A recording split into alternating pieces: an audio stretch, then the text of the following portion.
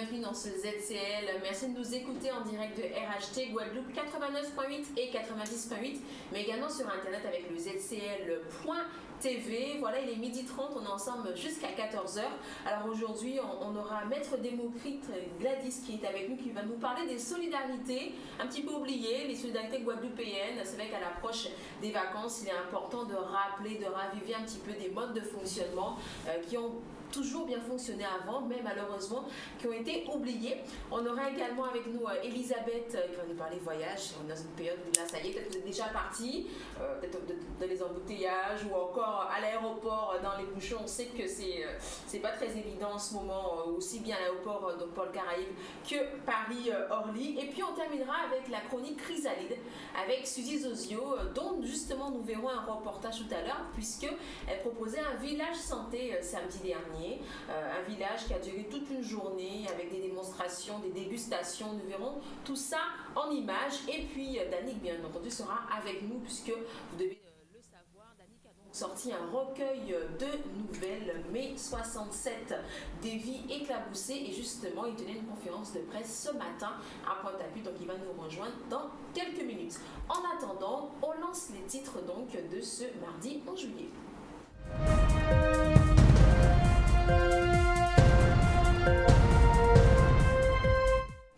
Et on revient sur ce restaurant Carissima Plage à Toscano, vous savez, qui a fait l'objet il y a quelques jours d'une mesure de démolition suite à une décision de justice du fait d'une occupation illégale du domaine public maritime de l'État. Eh bien, une conférence de presse avait donc lieu ce matin en présence du bâtonnier Nicolas, avocat du gérant, monsieur Lordino. Et l'année scolaire étant terminée, l'heure est au bilan. Henri Chalus, président de région, a tenu à rencontrer l'ensemble des proviseurs des lycées de Guadeloupe en présence du recteur de l'académie. Et enfin, apprendre à fabriquer des galettes de manioc, de la pâte à tartiner nutritive ou encore assister à des conférences avec le docteur Henri Joseph. Tout savoir sur la prévention des maladies par l'alimentation. C'est ce que proposait donc le fameux village santé, donc organisé par Suzy Zozio, qui a donc une chronique avec nous et qui va nous rejoindre dans un court instant. Je vous le disais donc en titre, le restaurant Carissima, donc à la plage de Toscano, vous le savez, a fait l'objet il y a quelques jours d'une mesure de démolition suite à une décision de justice du fait d'une occupation illégale du domaine public maritime de l'État. Cette décision, appliquée par le sous-préfet, a suscité de nombreuses interrogations. Une conférence de presse justement a eu lieu ce matin en présence du bâtonnier Nicolas, qui est avocat du gérant monsieur Lordino, pour tenter en tout cas d'éclaircir cette situation complexe qui semble relever d'une injustice, puisque ce local bar-restaurant n'étant pas le seul à occuper sur la dépendance du domaine public maritime. On fait le point avec ce reportage signé Jeff Taylor. Ce qu'on peut dire, c'est qu'on n'a jamais vu ça. Nous sommes dans une situation qui est juridiquement très claire et la précipitation avec laquelle les services de l'État sont venus démolir le restaurant de Didier Lordino est une précipitation qui nous interroge. Pourquoi aussi vite? Pourquoi dans ces conditions-là? C'est parce que nécessairement il y a quelque chose qui nous échappe, que nous n'avons pas encore vu, mais qui est assez important. Généralement, c'est toujours une question d'argent.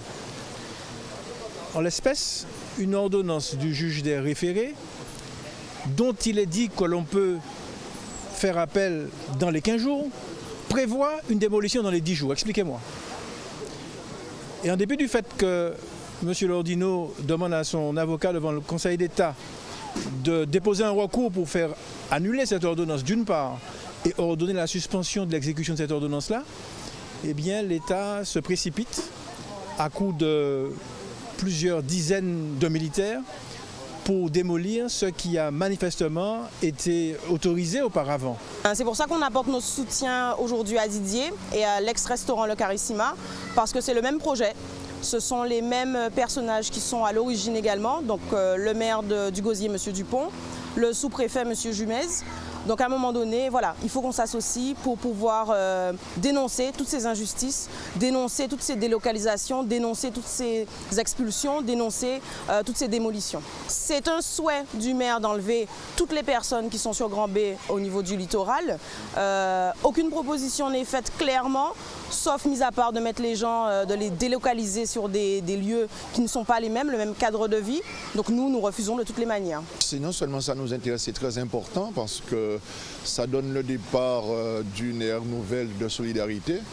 puisque ce qui s'est passé ici même eh bien, prouve qu'aujourd'hui, non seulement il y a des chefs d'entreprise, les artisans, mais l'ensemble même des usagers et de la population ont, à mon avis, une conscience éveillée et que par conséquent, nous considérons qu'aujourd'hui, avec cette conférence de presse, ce sera une nouvelle ère et j'espère que la solidarité autour des gros problèmes qui se posent, notamment de la méconnaissance, eh bien, ça nous permettrait effectivement d'aller plus loin et de régler un certain nombre de problèmes qui existent dans ce pays et notamment à Gosier. Mais le pire, c'est que sur le même espace qui appartient à une société, Imoroma, il y a d'autres personnes qui, eux, ne sont pas inquiétées. Donc on peut s'interroger sur cette manière un peu, je dirais, partielle et partiale, finalement, de défendre le domaine public maritime, alors que nous n'y sommes pas. Ceux qui ont demandé le service en question, puisque ça ressemble à un service rendu, ceux qui sont à l'origine de cette précipitation-là ont des intérêts certainement économiques, parce que vous n'ignorez pas qu'il y a un projet qui est extrêmement important sur la zone et ce petit emplacement occupé par M. Lordino aurait un moment gêné ceux qui auraient dû prendre une décision pour qu'ils partent. C'est la raison pour laquelle l'État a été mis en avant pour que l'État fasse le boulot que d'autres n'auraient peut-être pas osé faire. On est dans une injustice inacceptable pour les Guadeloupéens et c'est la raison pour laquelle je pense que cet élément qui paraît anodin risque probablement de mettre le feu aux poudres parce qu'on est dans une injustice inqualifiable. Voilà donc une affaire à suivre, visiblement, qui ne va pas s'arrêter là. Alors je vous le disais, Gladys Democrite nous a rejoint. Bonjour Gladys. Bonjour. Gladys donc, va nous parler des solidarités traditionnelles. Donc on ne parle pas forcément de juridique aujourd'hui, mais on s'intéresse aux solidarités visiblement qui sont perdues, c'est ça? En fait, on va parler de la Guadeloupe et de notre mode de vie. Parce que, au-delà de l'aspect strictement juridique, il y aurait des choses à dire à ce sujet. En fait, il s'agit, à l'approche de ces vacances, je me suis dit que ça serait intéressant de raviver en nous des traditions qui sont déjà bien présentes. Mais quand on parle de solidarité, on a toujours le sentiment, soit qu'on parle d'une époque très lointaine, tellement éloignée de nous que ça n'est pas du tout d'actualité, ou soit on parle d'une vertu qui, il faut le dire, n'est pas très partagée au sein de la société ici en ces jours, au sein de la société guadeloupéenne, et on se dit que bon, la solidarité, c'est pas véritablement quelque chose qui va avec notre mode de fonctionnement d'aujourd'hui. Alors que quand on s'intéresse à notre histoire et quand on s'intéresse à la façon même dont la société s'est construite en Guadeloupe, eh bien, on se rend compte qu'en fait, c'est carrément un fondement même de notre société. Alors, je me suis dit que ça devait être intéressant de pouvoir restaurer et retravailler sur ces questions-là, les rappeler, de façon à ce que l'on puisse les réapproprier. Alors, avant toute chose, sur la question des solidarités traditionnelles, je voulais vous présenter un ouvrage. C'est l'ouvrage de Madame Luciani Lanoir-Létang, qui est réseau de solidarité dans la Guadeloupe d'hier et d'aujourd'hui. Donc Luciani Lanoir-Létang qui a fait un travail extraordinaire. Donc c'est un ouvrage qui date de 2006 et qui reprend l'ensemble en fait de ces solidarités traditionnelles, tant dans leur contexte historique mais aussi social. Donc c'est un ouvrage que je recommande et le travail de Madame Lanoir-Létang aussi, je le recommande. Donc, pourquoi parler donc de ces solidarités aujourd'hui? C'est parce que déjà aujourd'hui, la Guadeloupe vit dans une certaine précarité, on le voit bien. Quand on regarde par exemple les revenus moyens qui sont ici, que nous avons nous en Guadeloupe, ça correspond peu ou prou aux revenus, au seuil de pauvreté en France, alors qu'ici on sait que les prix sont plus chers, tout est plus cher. Donc on voit bien que alors qu'on nous fait croire que la France déverse des milliards et des milliards sur la Guadeloupe, que nous ne sommes que des assistés, on se rend bien compte que non, la réalité elle est tout autre et qu'aujourd'hui, malgré les 70 ans de départementalisation, malgré aussi le fait qu'il y ait eu plusieurs lois et une dernière encore pour l'égalité réelle, la réalité c'est qu'il n'y a pas encore d'égalité, il n'y en a pas, et qu'aujourd'hui les Guadeloupéens, s'ils veulent veulent bien vivre, mieux vivre, s'ils veulent aussi être maîtres de leur destin, tout simplement qu'il soit collectif ou individuel,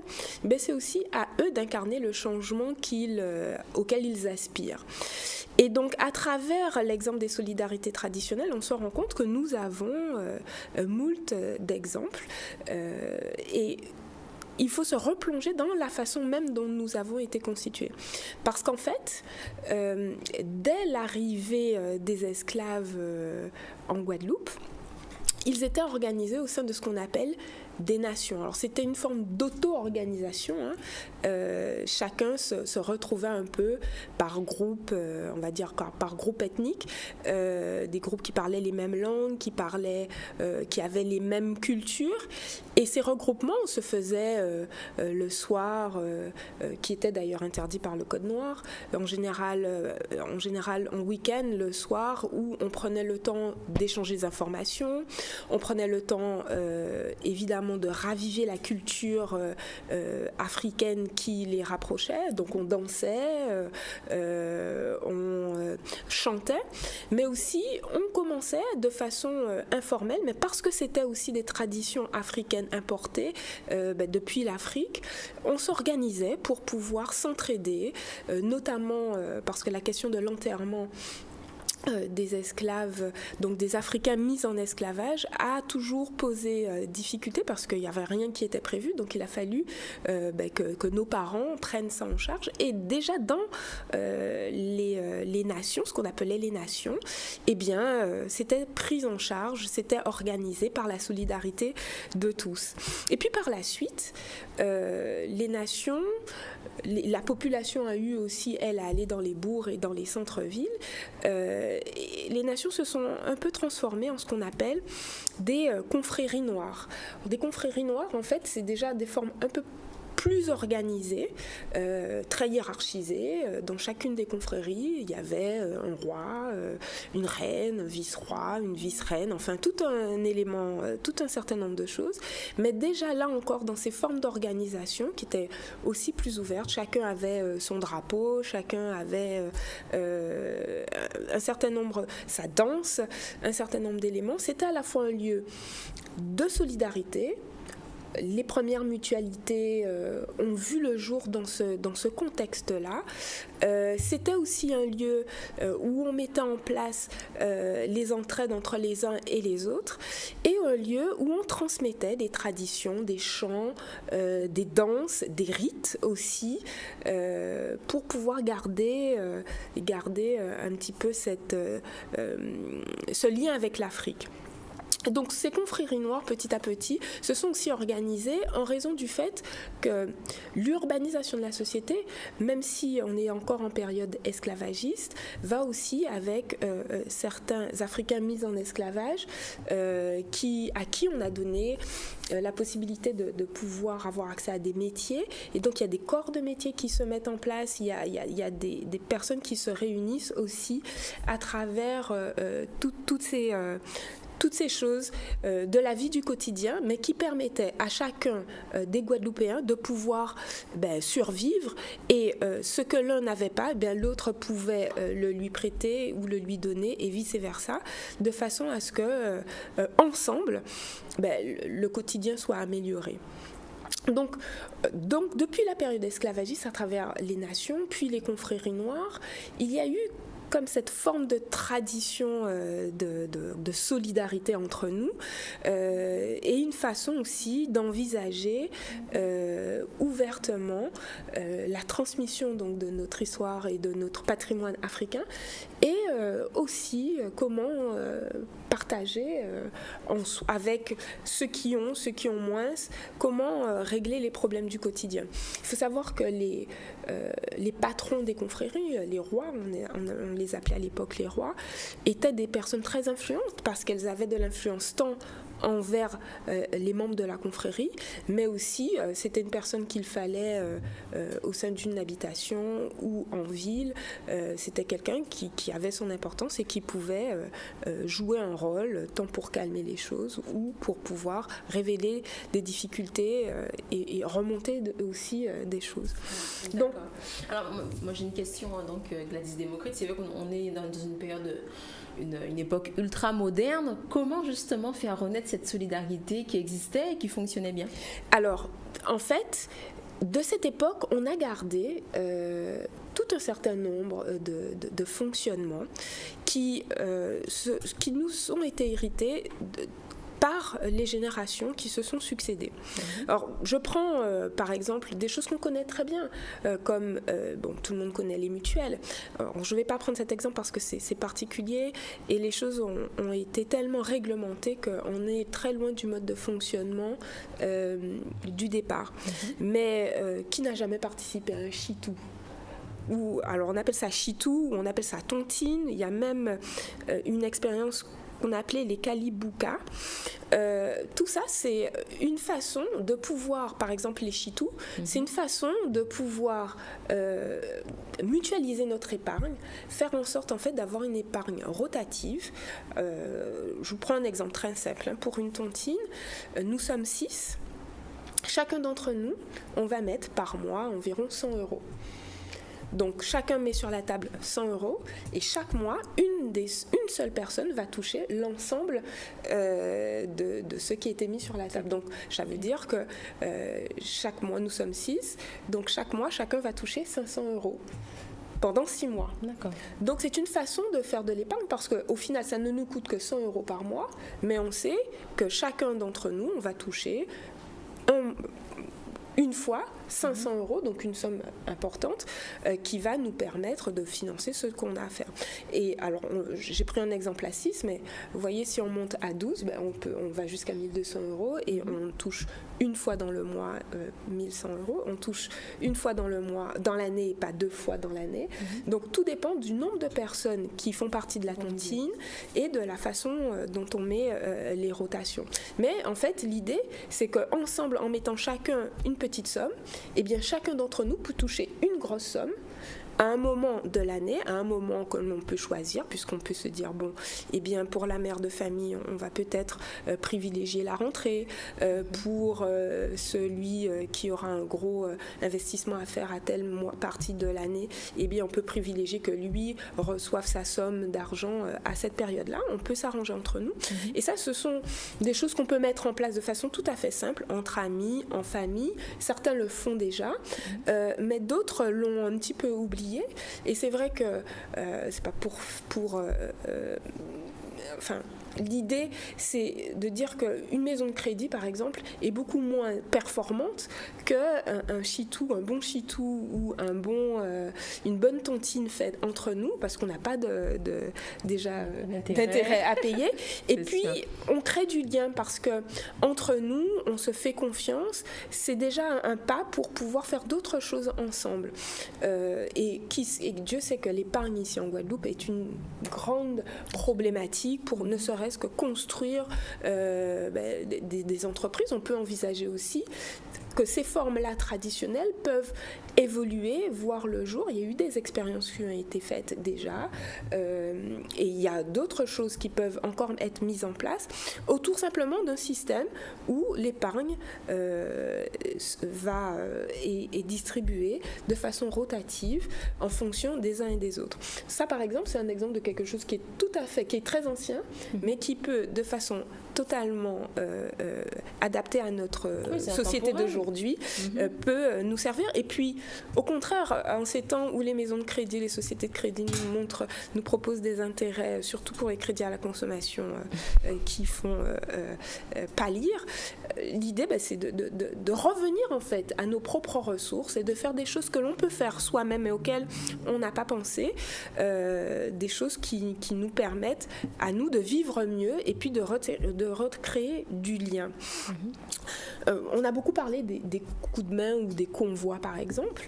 Alors le coup de main dans l'imaginaire maintenant, l'idée même c'est de demander à quelqu'un de faire quelque chose gratuitement pour nous, alors que c'est pas tout à fait ça. En fait, le coup de main, c'est pareil, c'est aussi une façon mutualisée de pouvoir, surtout dans le milieu productif, je parle dans les champs, dans le milieu agricole, mais ça peut être aussi pour construire une maison, ça peut être pour faire un déménagement, etc.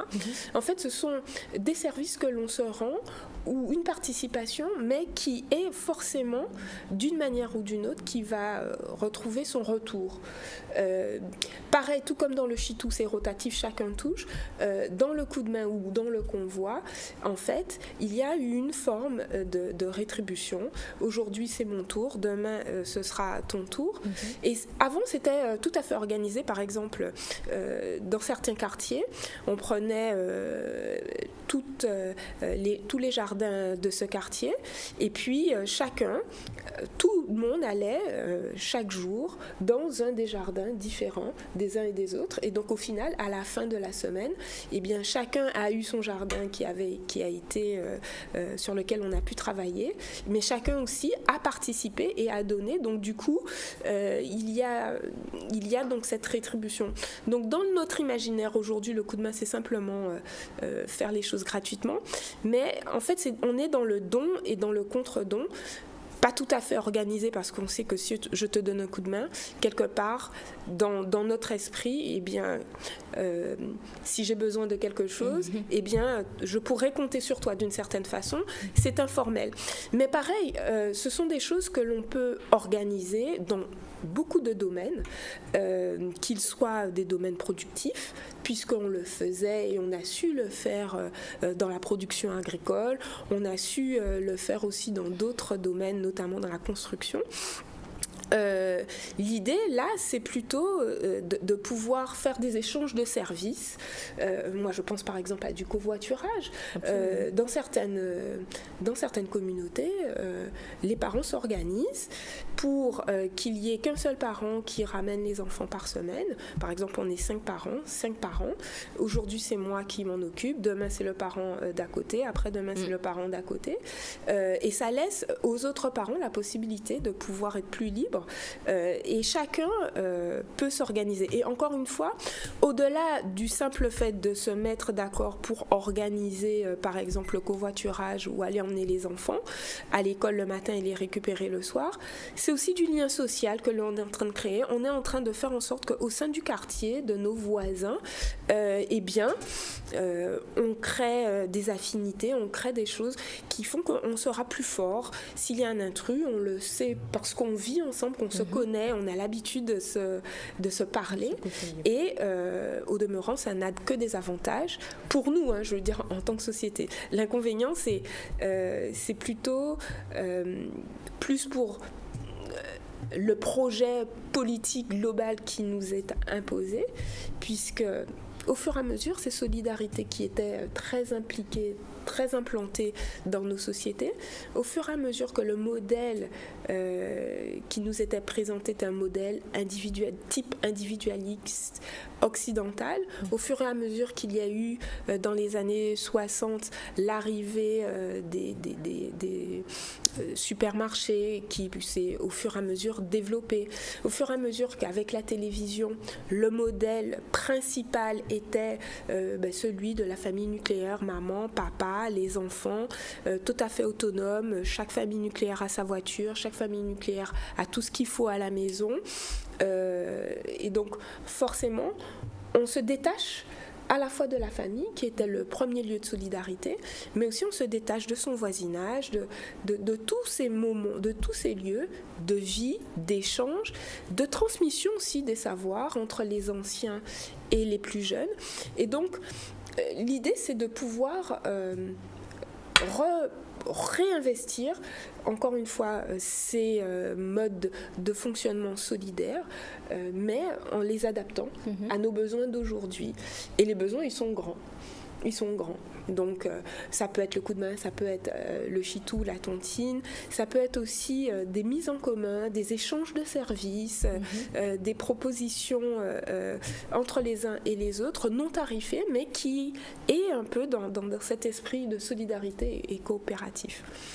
Très bien, merci beaucoup Gladys. Et ça me fait penser qu'il existe d'ailleurs un site internet qui a créé justement cet échange de services.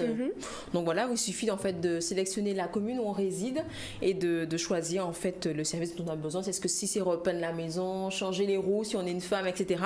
Et en échange, on dit ce qu'on est capable de faire et comme ça permet c'est non tarifé et donc ça existe. Mais c'est exactement ce que je suis en train de dire, c'est que en fait, pour que nous puissions vivre mieux ici en Guadeloupe, indépendamment des institutions, de ce que nous subissons au quotidien, si nous n'incarnons pas le changement que nous souhaitons, si on n'agit pas tout simplement pour pouvoir faire en sorte que les choses aillent mieux pour nous, mais aussi pour nos enfants, eh bien, nous aurons failli. Et donc chacun, quelque part, a son rôle à jouer. Chacun, s'il souhaite que les choses s'améliorent, doit aussi apporter sa contribution. Et c'est vrai que si, au sein de son petit quartier, au sein de sa famille, au sein de son petit quartier, on arrive à faire revivre un peu de solidarité, eh bien, petit à petit, les choses vont pouvoir prendre de l'ampleur. Et c'est ça l'idée. Avant, cette solidarité, elle était nécessaire parce que les conditions de vie étaient extrêmement difficiles. Aujourd'hui, ça peut être une forme volontaire, à la fois individuelle, mais qui peut aussi devenir collective, de se prendre en main et face à ceux qui ne règlent pas nos problèmes, eh bien que nous puissions les régler par nos propres moyens, par nos propres ressources.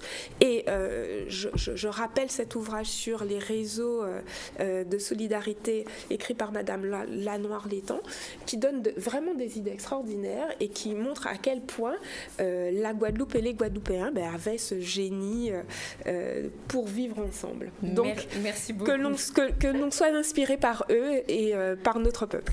Merci beaucoup Gladys. Il est 13h, passé de 1 minute en direct donc du ZCL.tv et de Radio Haute Tension 89.8. Ça y est, Danick est arrivé. On va donc se quitter pour quelques minutes puisqu'on revient avec Elisabeth, Danick et on terminera avec Suzy Zosieux. À tout de suite.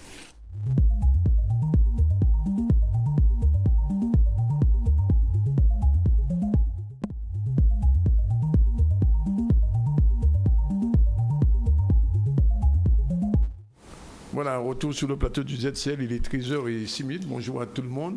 Bonjour à la maman, elle a dit que je lui envoie jamais le bonjour. Bonjour à la maman et à sa femme de ménage. Voilà, c'est fait. Patricia, mais oui, dis-moi, je dis bonjour. Voilà, c'est fait. Et on va revenir donc à l'actualité rapide, rappel des titres avec Mendy avant de saluer Elisabeth. Oui, je vous le disais, on l'a vu donc en première partie, le restaurant Carissima, donc situé à la plage Lance-Cano, a fait l'objet il y a quelques jours d'une mesure de démolition suite à une décision de justice du fait d'une occupation illégale. Eh bien, une conférence de presse a eu lieu en présence du bâtonnier Nicolas, l'avocat du gérant Monsieur Lordino. Et également, l'année scolaire étant terminée, l'heure est au bilan. Henri Chalus, président de région, a tenu à rencontrer l'ensemble des proviseurs des lycées de Guadeloupe en présence du recteur d'académie.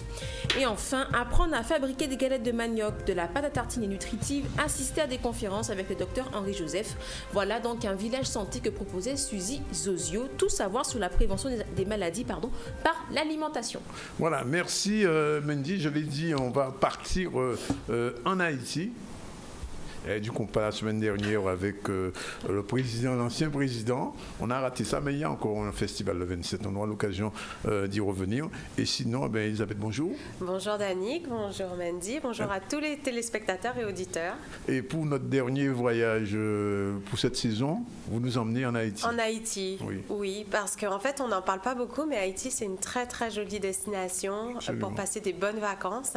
Donc voilà, j'ai choisi de vous présenter ça pour la dernière dernière de la saison. Vous revenez l'année prochaine? Bien évidemment, Dani. La saison prochaine, en 4e. Si vous voulez bien de moi. Bon, on verra ça. On va examiner les choses et on vous dira après. Bon, okay.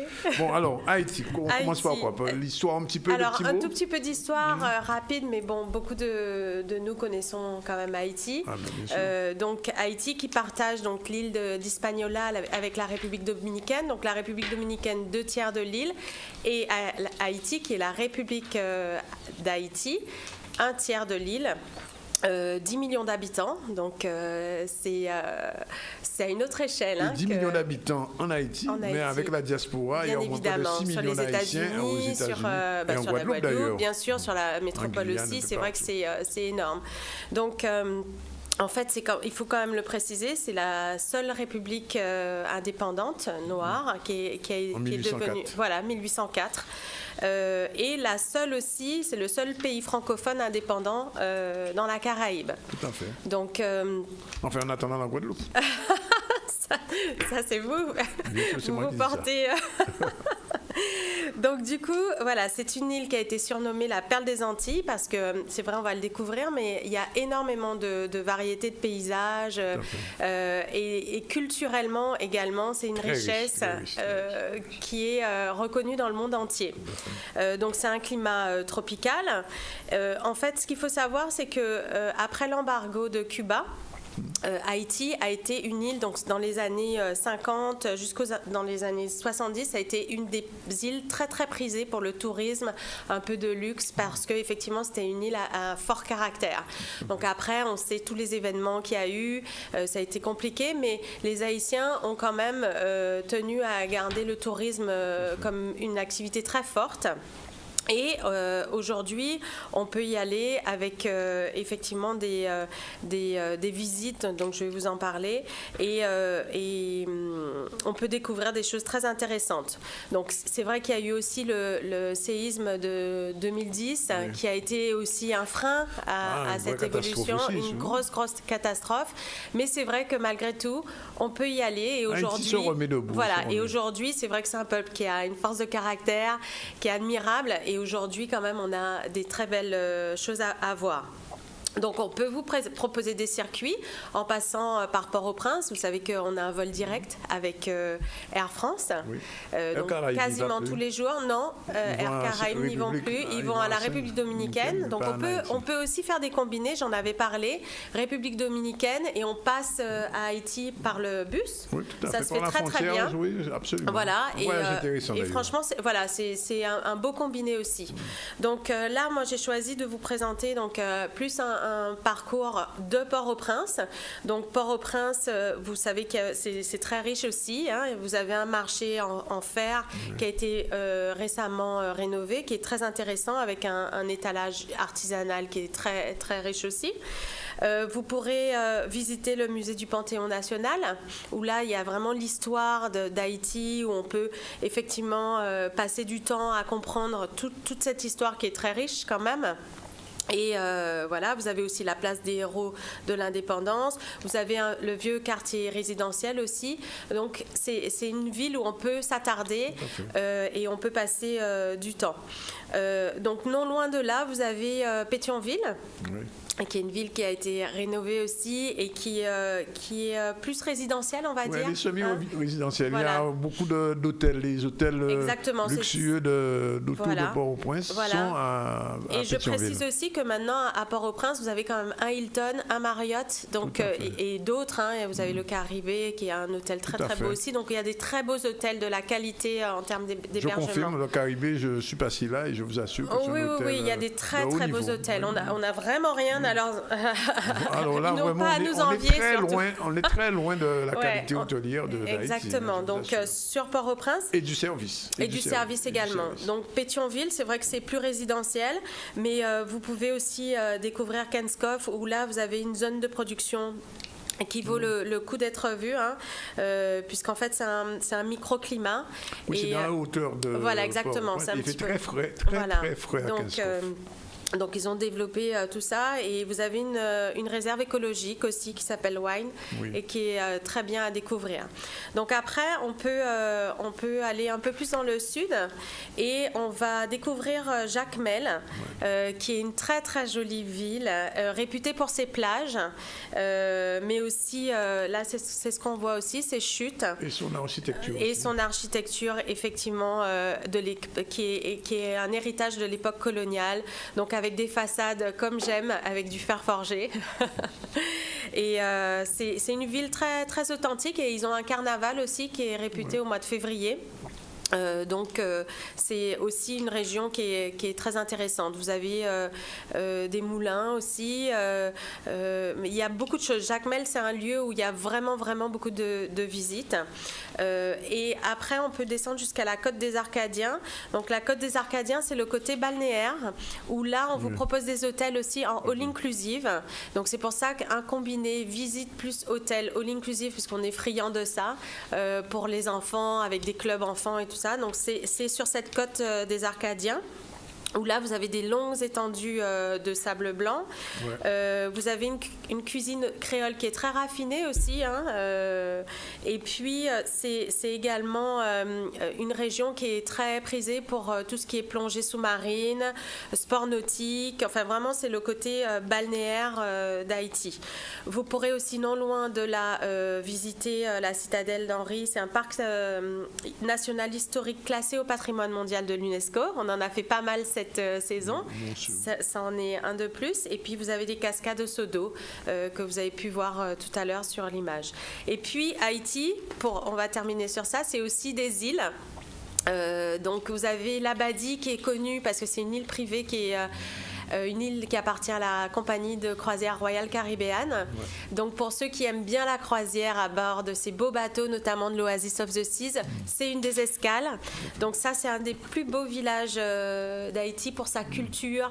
J'ai montré, mais Haïti, c'est effectivement culturellement très riche. Les poètes, mais aussi les peintres, sculpteurs. Et la musique. Et la musique, bien évidemment, on l'a dit. Voilà. Et puis vous avez une très jolie île qui est l'île à Vache.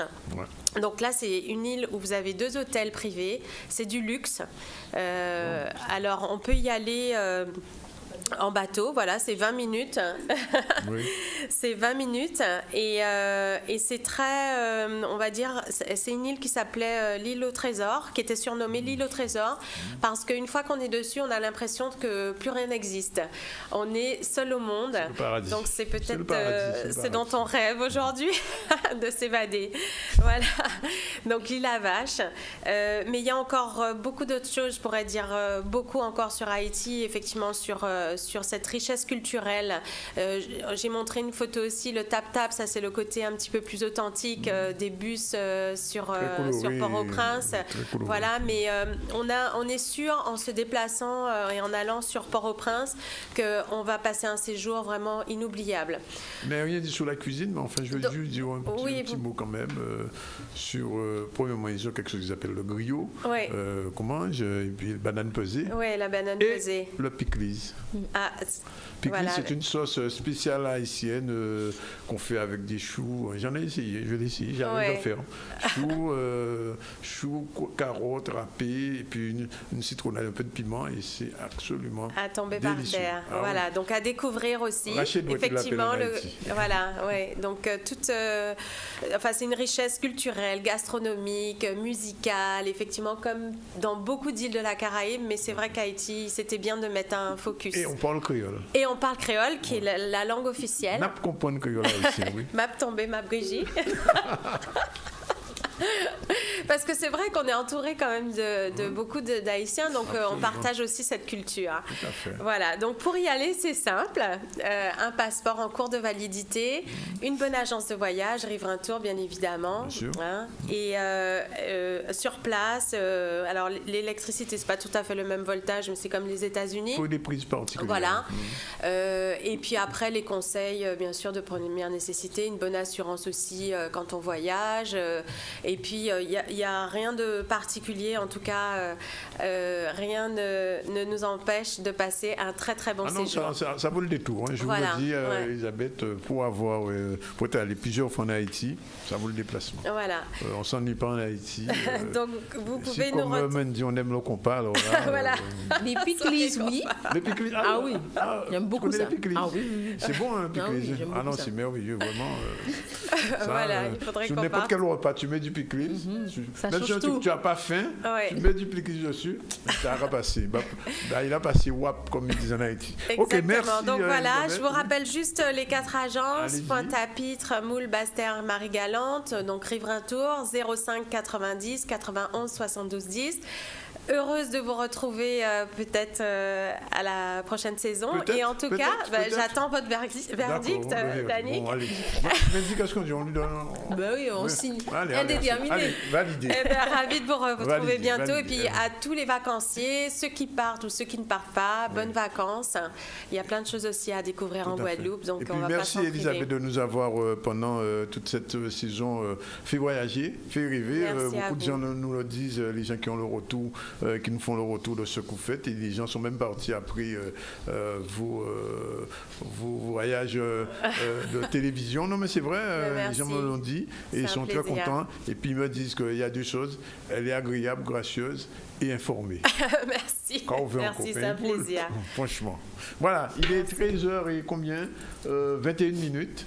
Juste un petit mot, je le dis, mais parce qu'il y aura le reportage ce soir. C'était la présentation aujourd'hui du livre du siècle. Mais non, je rigole. Ça s'appelle Mai 67, des vies éclaboussées. Alors, c'est un recueil de nouvelles que j'ai eu l'honneur de diriger avec des écrivains comme Gisèle Pinault, Hector Poulet, Max Ripon, Simone Schwarzbart, Franz Sucap, Georges Bridan, Tito Desglaces, Johan Camarquel. Et ce sont des gens qui ont écrit, non pas l'histoire de mai 67, mais des nouvelles à partir de mai 67. Le livre est désormais en vente partout et dans les bonnes librairies, comme on dit.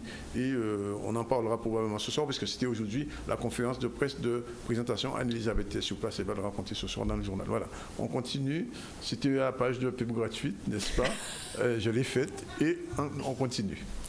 On continue avec la ministre des Outre-mer, Annick Girardin, qui a donc convié la presse à parler donc de ces assises qui vont être organisées dans chacune des régions d'Outre-mer pour un état des lieux. Cependant, certains élus sont sceptiques après les états généraux des Outre-mer qui n'avaient abouti à peu de résultats. On fait le point avec ce reportage signé Maurice Essy, notre correspondant à Paris.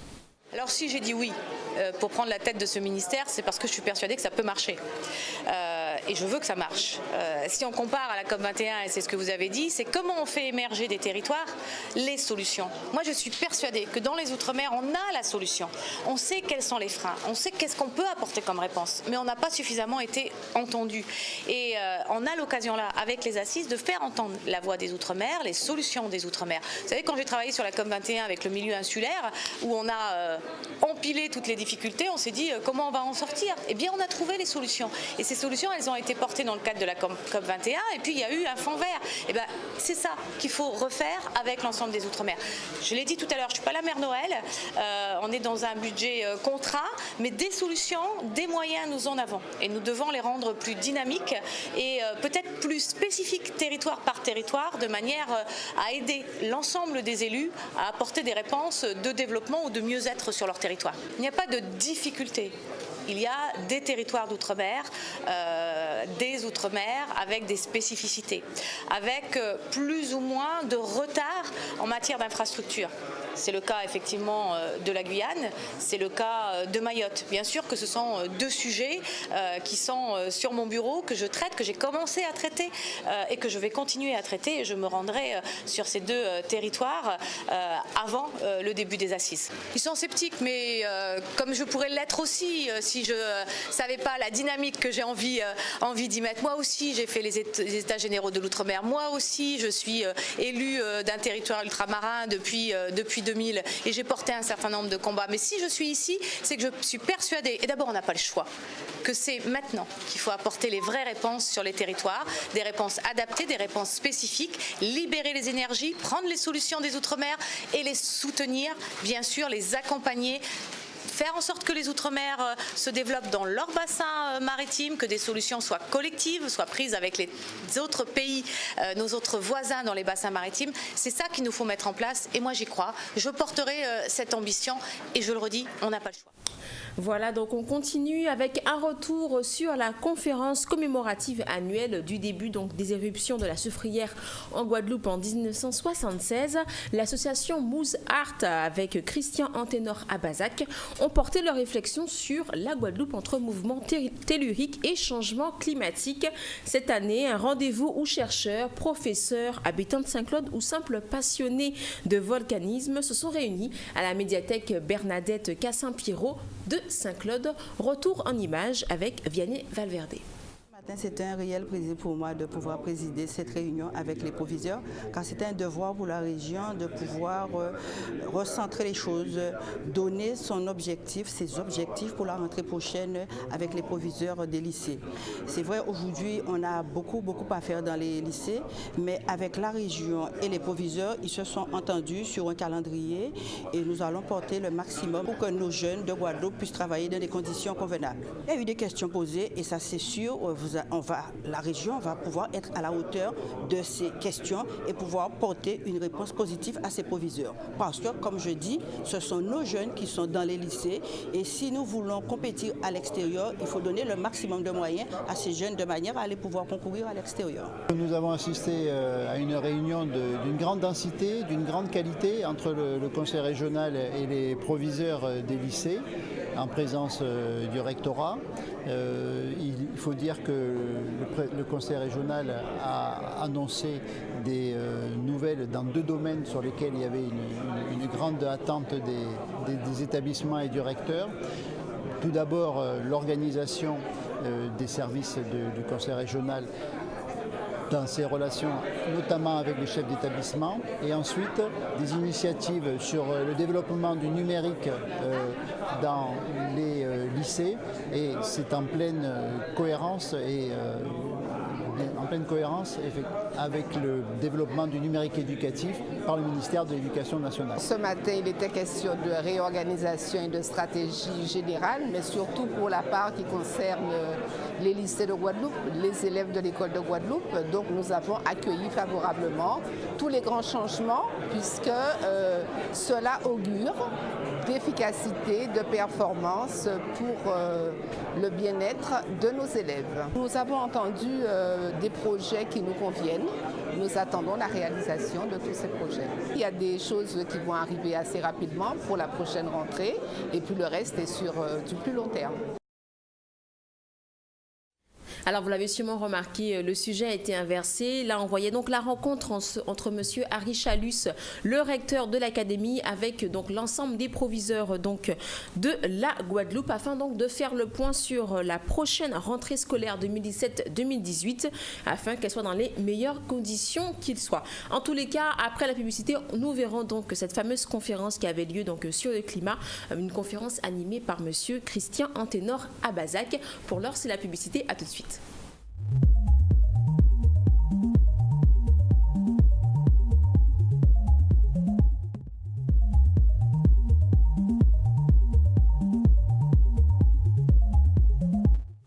Voilà, il est 13h32, voilà, je l'ai entre les mains. On va en parler tout à l'heure. Suzy est là. Bonjour Suzy quand même. On dit bonjour à Suzy. Bonjour Danick, bonjour Mandy. Oui, Suzy qui a animé sa journée pour prendre santé à main. Bon, on revient tout à l'heure, on va parler de ça. Mandy, la fin du journal. Oui, on termine et je vous le disais, donc on revient sur cette conférence sur le climat. Un retour donc sur la conférence commémorative annuelle du début donc, des éruptions de la soufrière en 1976. L'association Moose Art avec Christian Anténor Abazac ont porté leur réflexion sur la Guadeloupe entre mouvement tellurique et changement climatique. Ça s'est passé donc à la médiathèque Bernadette Cassin-Pierrot à Saint-Claude. Retour en images avec Vianney Valverde. Ce soir, nous allons organiser donc une conférence avec M. Antenor Abazac. C'est un expert en sismologie et en volcanologie. D'habitude, en lien avec les événements de la Soufrière en 1976, nous organisons avec lui une conférence autour du 8 juillet. Et c'est pour cette raison que ce soir, c'est le 7 juillet, donc ça tombe bien parce que vous savez que l'éruption de la Soufrière s'est faite donc le 8 juillet 1976. Et donc, depuis ça, donc, on a tenu à ce que, chaque année, à cette période-là, qu'on fasse quelque chose. Alors, ce soir, il ne va pas intervenir tellement sur le volcanisme, mais beaucoup plus sur tout ce qui est tremblement de terre, et notamment sur les répercussions climatiques par rapport... il va nous faire donc la liaison entre tremblement de terre et conséquences climatiques, parce que nous savons actuellement, le climat est vraiment délétère. On a des tremblements de terre, on a des séismes, on a des inondations. Donc, il va très certainement nous dire ce qu'il en pense et surtout à quoi c'est dû. Donc c'est un petit peu le but de la conférence de ce soir. Je suis là aujourd'hui en tant que citoyenne de la Guadeloupe et habitante de Saint-Claude, et aussi parce que je suis actuellement professeure de sciences de la vie et de la terre dans un collège. Donc c'est vrai que chaque année il y a une conférence par Mozart sur la volcanologie en rapport avec la Soufrière, et donc en général j'essaie de venir, et cette année le thème est très intéressant, donc je me suis dit que j'allais venir pour pouvoir m'informer et pouvoir avoir plus d'informations et de données pour transmettre à mes élèves. C'est-à-dire que j'utilise les données que moi j'ai déjà, puisque je suis professeure, donc j'ai déjà des données, mais en général les conférenciers nous apportent toujours des choses qui sont un petit peu plus comment je vais dire ça, d'actualité en fait. Donc ça permet en fait de se mettre à jour pour pouvoir transmettre des informations qui sont bonnes à étant donné qu'on est sur une région qui est très active. Donc il faut, je pense en tant que citoyen, connaître les données en fait pour pouvoir connaître les risques et savoir ce qui nous attend, comment se préparer, etc.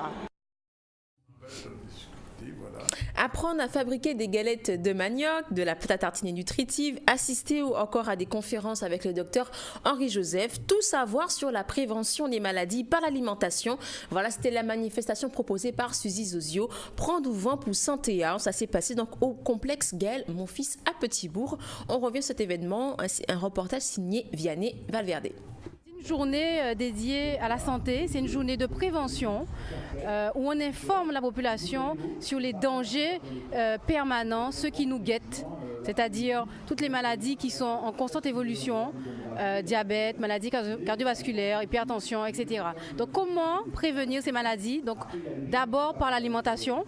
Donc c'est pour cela que nous avons mis des stands de fabrication de galettes de manioc, pour expliquer aux parents qu'on peut donner aux enfants des galettes de manioc le matin, au petit déjeuner, mais aussi au goûter. Donc c'est facile à réaliser, il suffit juste d'avoir de la farine de manioc et un peu de lait, et on met au four, on mélange et on met au four. 20 minutes après, on a des galettes. On a aussi un atelier fabrication de pâte à tartiner.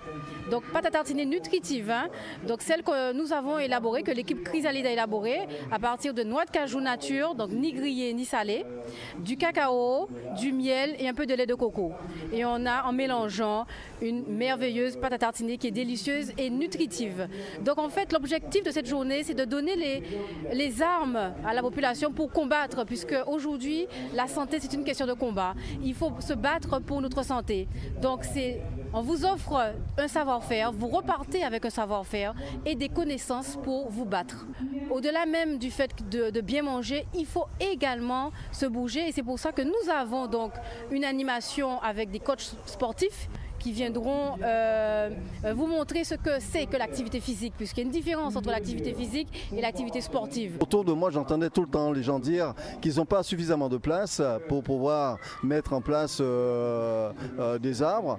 Or, avec ce concept des arbres fruitiers en pot, eh ben, quelqu'un qui habite en HLM, qui habite en villa ou autre, ben, peut accéder à ce type de plantation et ben, ils peuvent effectivement avoir leurs fruits et manger leurs fruits dès que l'arbre portera. L'avantage effectivement des arbres fruitiers en pot, c'est qu'en fait on peut mettre quand même un certain nombre et c'est moins contraignant que si c'était planté en pleine terre.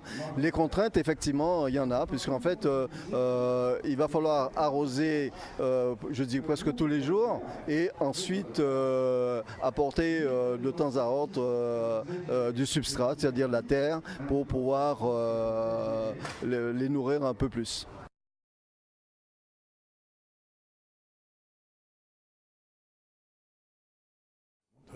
Alors vous avez vu, on a aperçu les galettes de manioc. On les a vues, mais elles sont là, elles sont venues jusqu'à nous. Et elles sont aromatisées au chocolat. Et elles sont très bonnes. Ça sent très bon. N'est-ce pas, Danick? Oui, ça sent vraiment très bon. Et ça ressemble à une hostie noire. Mais ce n'est pas de l'hostie. Hein. On ne va pas consommer ça comme l'hostie. Mais c'est une réalisation de Suzy. Bonjour Suzy. Bonjour. Alors explique-nous ça un peu. Alors, comme je disais, hein, ce sont des galettes de manioc. D'accord.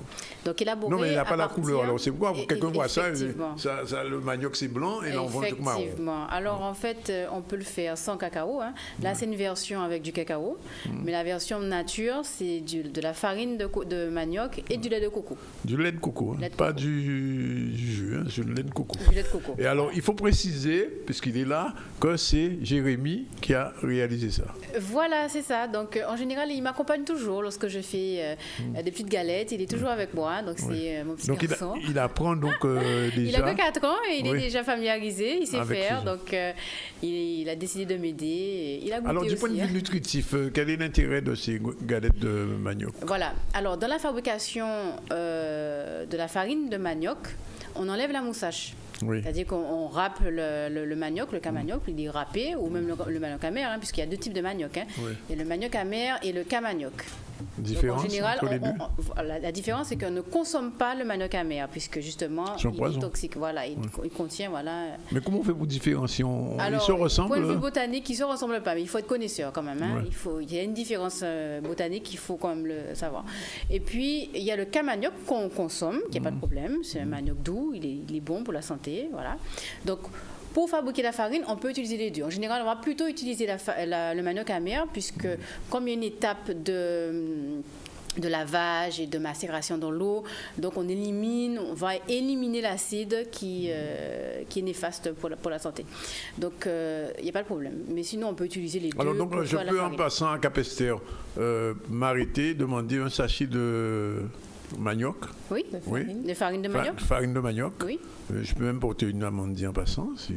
Absolument. Ça me fera plaisir d'ailleurs. C'est une très bonne idée. Oui. C'est une très bonne idée. Et après, donc, je prends ce manioc. Voilà. Alors je disais, dans la fabrication de la farine de manioc, donc on râpe le manioc, on le fait tremper, et puis au bout d'un moment, il y a quelque chose qui décante. Et en fait, c'est quoi? C'est l'amidon. Oui. Donc en fait, si l'amidon décante, qu'est-ce qui reste? Bonne question. La farine donc vraiment. Des fibres. Oui. Donc, en fait, la farine de manioc est en réalité des fibres avec un petit peu d'amidon, mais principalement des fibres. Et ces fibres-là ont un effet satiétant très élevé. Ça veut dire que ça cale.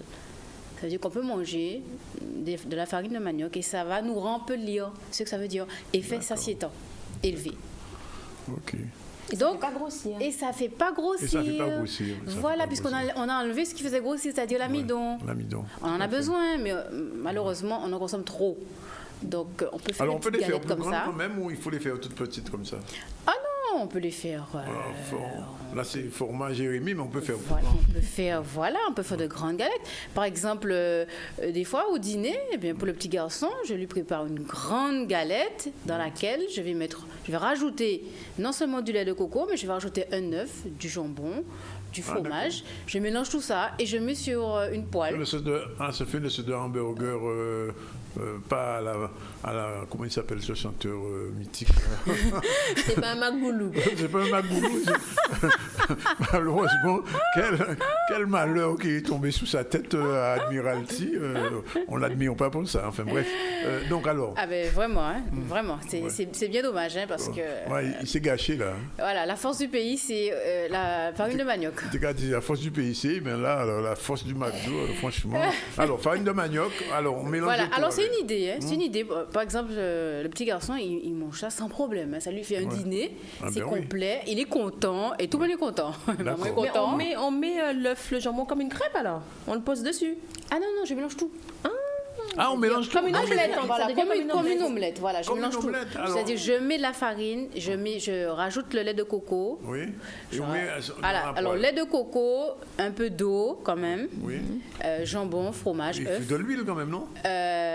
Sur la poêle, un petit peu d'huile sur la poêle. Voilà, mais comme j'ai rajouté le lait de coco, donc c'est déjà un petit peu, un petit peu gras. Donc, et puis il faut laisser cuire et retourner, et ça lui fait une galette complète. Ouais. Et je vous assure que c'est bon. N'est-ce pas, Jérémy? Bien. Alors, un peu de sel poivre ou pas du tout? C'est pas nécessaire. C'est déjà non, j'en mets pas en fait. On peut mettre du piment végétarien si on est piment végétarien. Absolument. On peut tout mettre, hein. D'accord. On peut tout mettre. Oui, là, c'est des et ça fait un repas qui sont très grasses, etc., huileuses, etc. Faites des galettes de manioc avec poulet, morue, etc. Alors, il ne faut pas s'attendre, hein, mais je ferai à la rentrée, je ferai des petites vidéos pour vous montrer vraiment comment ça se passe, hein, parce qu'il ne faut pas s'attendre à avoir une pâte lisse. Parce que c'est la farine, ce sont des fibres, donc en plus il n'y a pas beaucoup d'amidon, donc c'est un peu friable. Mais ça va être contenu par le lait de coco. D'accord. Voilà. Donc il faut s'attendre plutôt à étaler sur la poêle, à essayer d'étaler tant bien que mal. Mais une fois qu'il y a la température qui monte, eh bien, le peu d'amidon va permettre à ce que le peu d'amidon qui réside dans la farine va permettre de coaguler l'ensemble. De lier, c'est le mot que je cherchais, de lier l'ensemble et de former une galette compacte. C'est pas friable après cuisson, elle est compacte. Ok, bon, on a pris note. Donc pour les petites galettes là, donc la recette, elle est bien sûr dans le dernier numéro de Chrysalide.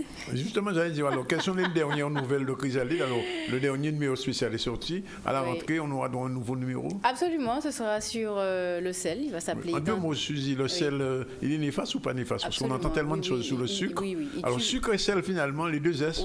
Ah oui, mais le sel tue beaucoup plus. Hein. Le sel est beaucoup plus néfaste? Ah oui. Par exemple, la morue salée que les gens mangent quand ils ont la gueule de bois, c'est très mauvais? Alors, bien sûr, puisque au final de compte, on a appris à manger salé. Et on a cette culture du sel. Hein. C'est tout là le problème.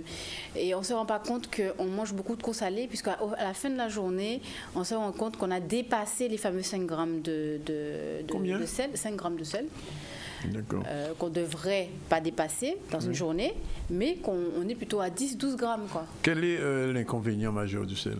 Eh bien, le problème qui va se poser, c'est que ça va altérer la paroi de nos artères et entraîner donc l'hypertension et toutes les maladies cardiovasculaires qu'on connaît. Voilà, c'est ça. Donc c'est pour ça qu'il faut limiter sa consommation de sel, parce que dans le sel, qu'est-ce qu'on a? On a du sodium. Et en fait, c'est ce minéral-là qui va altérer la paroi de nos artères. D'accord.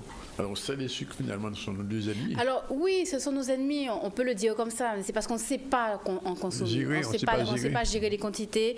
Et il y a des bons, il y a des mauvais, donc il faut les connaître. Et puis, Chrysalide est là aussi pour informer la population et donner des alternatives, puisque, par exemple, les galettes de manioc ou même la pâte à tartiner qu'on a présentée sur la journée, ce sont des alternatives, puisque c'est facile à réaliser. On peut préparer, les congeler et puis mettre dans le four le matin.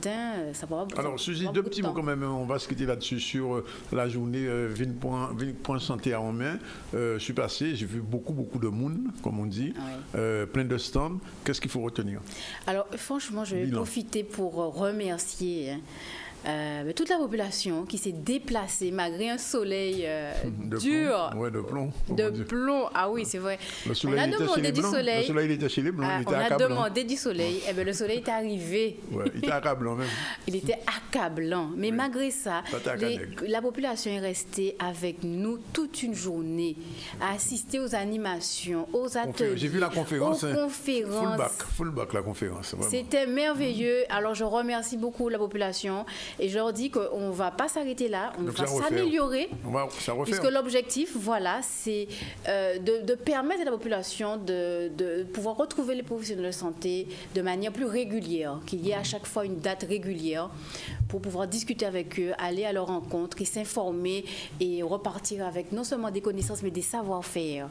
Voilà, donc un grand merci à la population, un grand merci à nos partenaires, les exposants, les professionnels de santé qui se sont déplacés, nos conférenciers également, donc un grand merci. Ça a été une journée magnifique. Un grand merci, on va dire un grand merci à ceux-ci quand même, pour ces chroniques passionnantes et passionnées. Sur l'alimentation. Elle a très avantageusement remplacé une autre personne qui faisait une chronique. J'ai dit, on ne va pas dire son nom, Suzy, n'est-ce pas? Moi, je n'ai remplacé personne, moi, je suis venue à côté. Oui, elle est venue à côté. Bref. En tout cas, merci pour ces conseils éclairés au niveau de la diététique, au niveau de ce qu'on peut faire et qu'on peut goûter. Voilà, je mange une galette de cassave et il est très bon. Je sais que Sabine en a envie, mais enfin, on mange sur la bouche pleine. En tout cas, Suzy, on vous retrouve l'année prochaine. Absolument. La prochaine saison, avec de bonnes choses. Et il faudra un jour, une femme me l'a dit, pour refaire une démonstration, une démo sur les cosmétiques. Ah oui, bien sûr, ce sera avec un grand plaisir. Hein. Et le prochain chrysalide, ce sera en septembre avec le oui, plutôt fin septembre. Hein. Fin septembre. Voilà. On aura l'occasion d'en reparler. En tout cas, merci. Il est 13h49. Je vous libère, Mandy. Parfait. Jusqu'à ce soir. Parfait. On se retrouve demain? On se retrouve demain à 12h30. Bon. Il nous reste encore 2 jours de galère. Les 2 bons jours sont déjà passés. Ah oui, je peux rajouter une dernière petite information? Oui, rajoute. Alors c'est vrai qu'on désirait quand même faire une conférence à Marie-Galante. Oui. Donc si les Marie-Galantais m'entendent... Je vous entends. Marie-Galante, on est regardé vraiment, je peux dire. D'accord. Alors je leur demande de me contacter. Téléphone. Alors, c'est un portable 713 753. Voilà. Conférence maintenant ou plus tard? Alors, moi, je voyais au cours du mois de juillet, il me faut juste une salle et de quoi communiquer, un vidéoprojecteur, un écran. J'ai essayé, mais je ne suis pas arrivée. Donc, si toutefois, il y a des contacts... Vous avez contacté? Communauté des communes de Marie-Galante ne vous a pas contacté? Non. On fera le travail, je vous promets. Voilà, mais je sais qu'ils m'attendent, je sais qu'ils auraient aimé que je vienne. Alors j'ai essayé de mon côté, mais je ne suis pas arrivée. Alors si toutefois ils ont des contacts, ils peuvent me donner d'autres contacts ou me permettre d'obtenir une salle. 739, voilà. Ok. 53. Voilà, c'est fini pour aujourd'hui. Réalisation Christelle. Comment ça s'appelle encore? Christelle Sabine, oui. Christelle Sabine, voilà. Ouais. Christelle Sabine, merci.